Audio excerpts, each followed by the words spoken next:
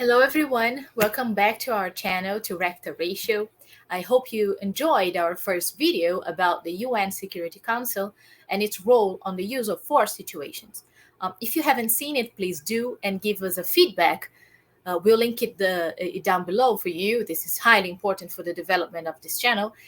Since the beginning, thought to be a good tool, a good asset for you and your studies.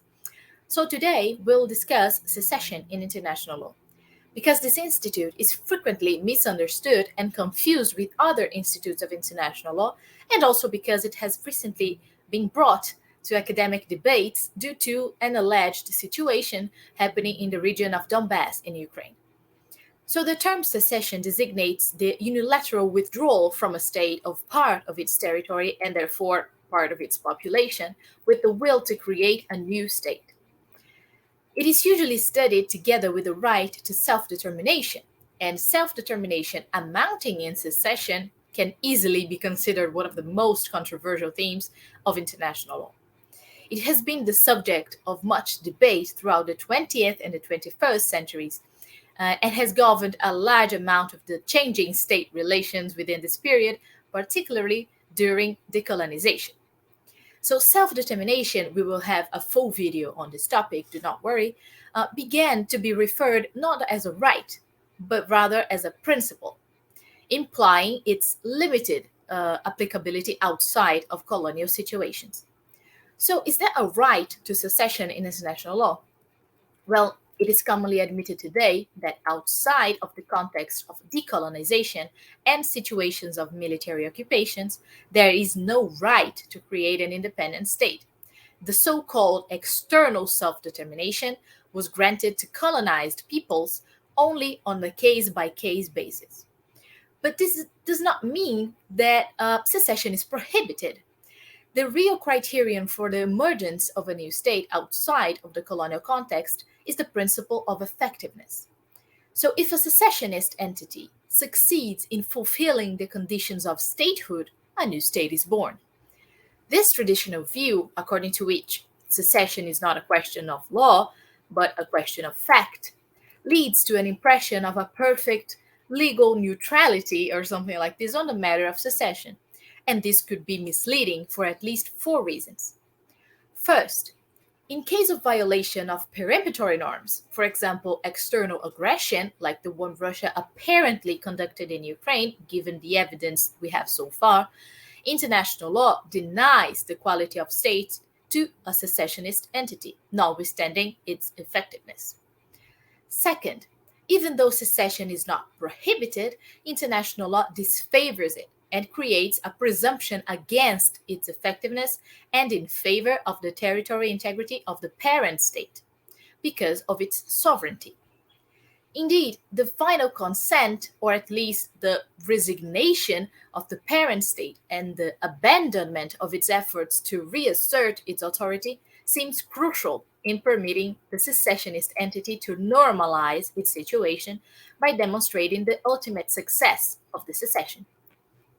The traditional reluctance of third states to recognize such entities as states, pending a stronger position of the old sovereign authority, leads to the existence of many de facto unrecognized entities, which is problematic for international law. But we must point out that in the Kosovo case, the International Court of Justice recognized its independence from Serbia because of another type of secession, the one called remedial secession, which has sought to apply the right to secessionist self-determination outside of colonial contexts in case where territorial minority ethnic groups have faced structural discrimination and severe violations of human rights.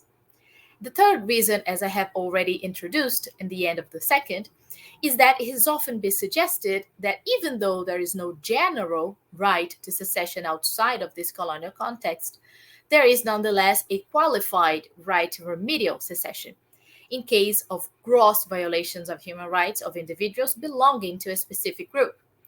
Both legal scholars and national states remain strongly opposed concerning the existence of such a right.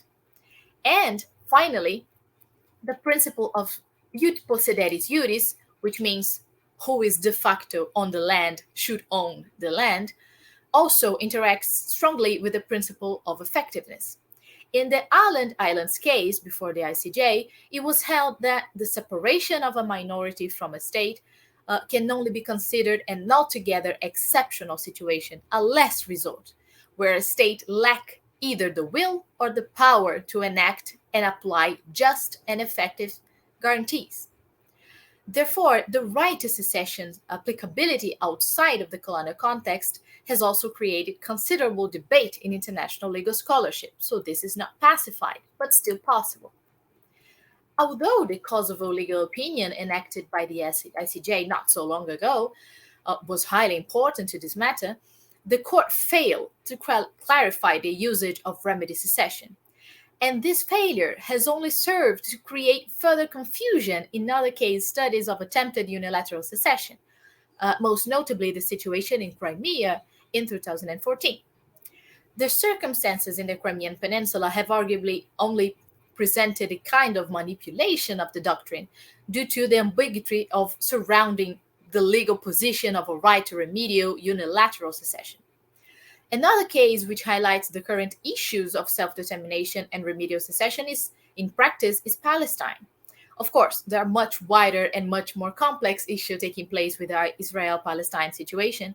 However, the self-determination of the Palestinian people is one of the most important. In 2004, the UN General Assembly requested an advisory opinion from the ICJ exactly in regard to Israel building a wall in and around the city of Jerusalem.